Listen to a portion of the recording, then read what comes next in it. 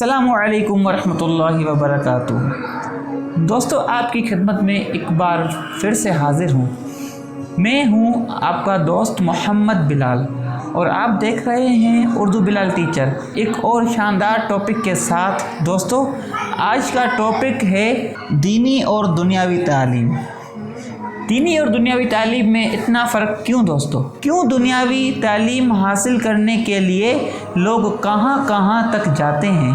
تعلیم حاصل کرنے کے بعد ان کو زندگی گزارنے کے موقع اپرچونٹیز مل جاتی ہیں، پھر عیش و آرام سے زندگی گزارتے ہیں۔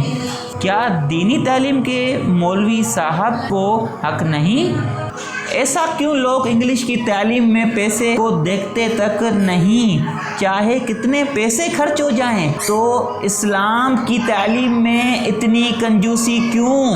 دینی مدرسے لوگ اپنے خرچ پر چلاتے ہیں اور وہاں سے بچے حافظ عالم بن کے بھی وہ مقام نہیں حاصل کرتے جو دنیاوی تعلیم والے کرتے ہیں۔ کوئی مولوی مدرسے سے حافظ بن جائے اور دوسروں کو ٹیوشن دے تو 10 بچوں کی منتھلی فیس 5 سے 6 ہزار زیادہ سے زیادہ کما پاتا ہے۔ اگر کوئی دنیاوی ٹیچر اگر 10 بچوں کو ٹیوشن دے تو اس کا منتھلی 15 سے 20 ہزار آرام سے بن جاتا ہے۔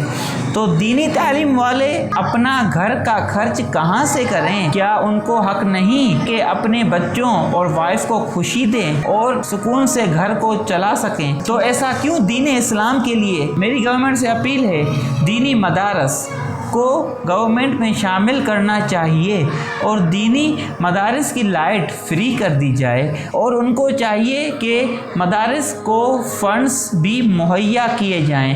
دینی مدرسوں کے ٹیچروں کو بھی منتھلی سیلری پے ہونا چاہیے اور ان کی اچھی خاصی سیلری ہونی چاہیے، جیسے گورنمنٹ ملازم ٹیچر کی ہوتی ہے۔ اسکولز اور اداروں کو دیکھیں، جیسے ان کو فنڈز اور لائٹ فری ہوتی ہے۔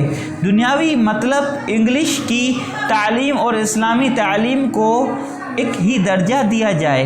زندگی آرام سے گزارنے کا حق جسٹ دنیاوی تعلیم والوں کو ہے۔ میرا مطالبہ ہے اسلامی بھائیوں کو بھی یہی حق ملنا چاہیے۔ کیا روزگار مہیا کرنے کا حق دنیاوی تعلیم والوں کو ہے؟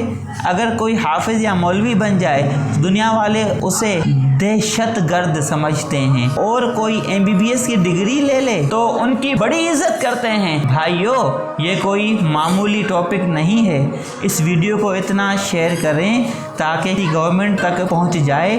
دوستو، میری یہ ویڈیو یہیں ختم ہوتی ہے، ملتے ہیں نیکسٹ ویڈیو میں۔ خدا حافظ، پاکستان زندہ باد۔